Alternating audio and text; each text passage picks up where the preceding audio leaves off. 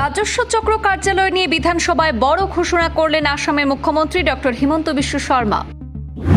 পঞ্চায়েতের সীমারেখার মতোই এবার থেকে রাজস্ব চক্রের সীমাও হবে।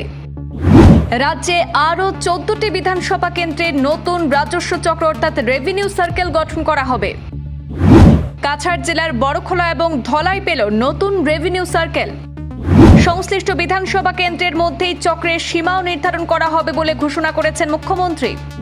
প্রশাসনিক পরিষেবা আরও সহজ, দ্রুত এবং জনমুখী করতে সিদ্ধান্ত নেওয়া হয়েছে।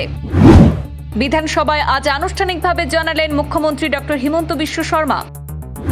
নতুন রাজস্ব চক্র গঠনের ফলে সাধারণ মানুষের জমি সংক্রান্ত এবং প্রশাসনিক বিভিন্ন পরিষেবা নিজ নিজ এলাকার মধ্যেই পাওয়া সহজ হবে। যে 14টি নতুন রেভিনিউ সার্কেল দেওয়া হয়েছে সেগুলির মধ্যে রয়েছে মধ্য গুয়াহাটি, নাওপুইচা, পাকা বেতবাড়ি, ডিগবই, চেঙ্গা, মাকুম, সৃজনগ্রাম, ধলাই, বড়খোলা, বীরসিং জারুয়া, ৰঙাপাড়া, খাওয়াং, জলেশ্বৰ এবং বিহালি। পুনৰ্গঠনৰ পিছত পঞ্চায়তসমূহ পুনৰ্গঠন হ'ল, কিন্তু এতিয়াও বহুকেইটা সমষ্টিত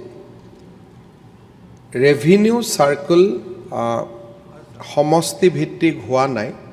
আৰু আমাৰ বহুত ক্ষেত্ৰত দেখা যায় যে এটা সমষ্টিৰ ৰেভিনিউ চাৰ্কেল বা ৰেভিনিউ ভিলেজ আন এটা সমষ্টিৰ লগত জড়িত হৈ আছে আৰু কৰবাত আন এটা জিলাৰ লগতো জড়িত হৈ আছে। আৰু কিছুমান সমষ্টিত ৰাজহ চক্ৰ নাই।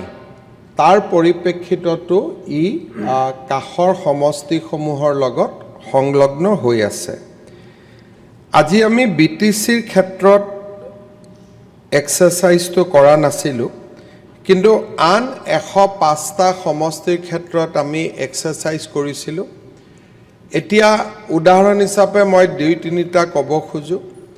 যেনেকৈ দুধনৈত আমাৰ বালিজানা ৰেভিনিউ চাৰ্কেল আছে, কিন্তু তাতে গোৱালপাৰা পূব সমষ্টিৰ গাঁওসমূহো জড়িত হৈ আছে। ঠিক তেনেধৰণে বৰক্ষেত্ৰীত আমাৰ এখন পঞ্চায়ত সৰ্থেবাৰী বা বৰপেটা সমষ্টিৰ লগত জড়িত হৈ আছে। তেনেকৈ আমাৰ টিংখঙৰ গাঁও নাহৰকটীয়াৰ লগত জড়িত হৈ আছে। সেইবাবে আজি আমি এটা প্ৰথম পৰ্যায়ত এটা এছেছমেণ্ট কৰি জিলা উপায়ুক্তসকলক মই 2 দিনৰ ভিতৰত আমাক প্ৰস্তাৱ পঠাব কৈছোঁ যে কোনো সমষ্টিৰ গাঁও যাতে MLA এৰিয়াৰ বাহিৰত নাথাকে। আৰু মই উদাহৰণ দিব পাৰোঁ, যেনেকৈ গোলাঘাট সমষ্টিৰ বহুকেইখন গাঁও দেৰগাঁও সমষ্টিত আহিছে, কিন্তু ৰেভিনিউ চাৰ্কেলটো এতিয়া গোলাঘাটতে আছে। তেনেকৈ তিতাবৰৰ পুৰণা 10খন গাঁও গোলাঘাট জিলাত আহিলে সমষ্টি গোলাঘাট, কিন্তু ৰেভিনিউ চাৰ্কেল এতিয়াও তিতাবৰৰ লগত সংলগ্ন হৈ আছে।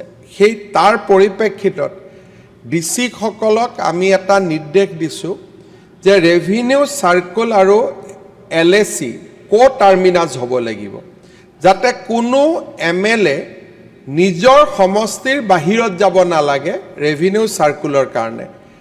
আৰু তাৰ যেনেকৈ মই আজি চাইছিলোঁ ডিমৌ সমষ্টিৰে কিছু গাঁও জড়িত হৈ আছে চৰাইদেউ জিলাত, কিন্তু ডিমৌ পৰে শিৱসাগৰ জিলাত। আজিৰ পৰা আমাৰ ডিচিসকলে এই এক্সাৰচাইজটো কৰিব।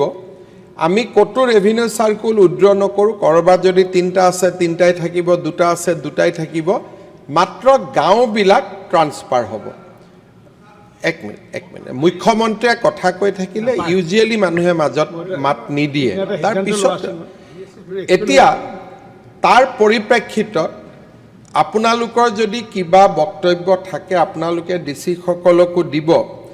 আৰু যিকেইটা সমষ্টিত এটাও ৰেভিনিউ চাৰ্কুল নাই সেই সমষ্টিখিনিৰ আমি লিষ্ট উলিয়াইছোঁ। বৰপেটা জিলাৰ পকা বেতবাৰী আৰু চেঙা, বঙাইগাঁও জিলাৰ সৃজনগ্ৰাম, কাছাৰ জিলাৰ বৰখলা আৰু ধলাই, ধুবুৰীৰ বীৰসিং জৰুৱা। এতিয়া যদি চাউথ চালমাৰাত কিবা ইয়াৰ গাঁও আছে এইখিনিও ধুবুৰীলৈকে ট্ৰেন্সফাৰ হ'ব। ধুবুৰীত বীৰসিং জৰুৱা, ডিব্ৰুগড়ত খোৱাং, গোৱালপাৰাত জলেশ্বৰ, কামৰূপ মহানগৰত চেণ্ট্ৰেল গুৱাহাটী, লখিমপুৰত নাওবৈচা, তিনিচুকীয়াত মাকুম ডিগবৈ আৰু শোণিতপুৰ জিলাত ৰঙাপাৰা, বিশ্বনাথ চাৰিআলিত বিহালী। এই সমষ্টিকেইটাত এটাও ৰেভিনিউ চাৰ্কুল নাই। ইয়াতে আজি আমি সদনত জনাবলৈ পাই ভাল পাইছোঁ যে চৰকাৰে তৎকালীনভাৱে এই গোটেইকেইটা সমষ্টিত এটা ৰেভিনিউ চাৰ্কুল দিবৰ বাবে সিদ্ধান্ত লৈছে।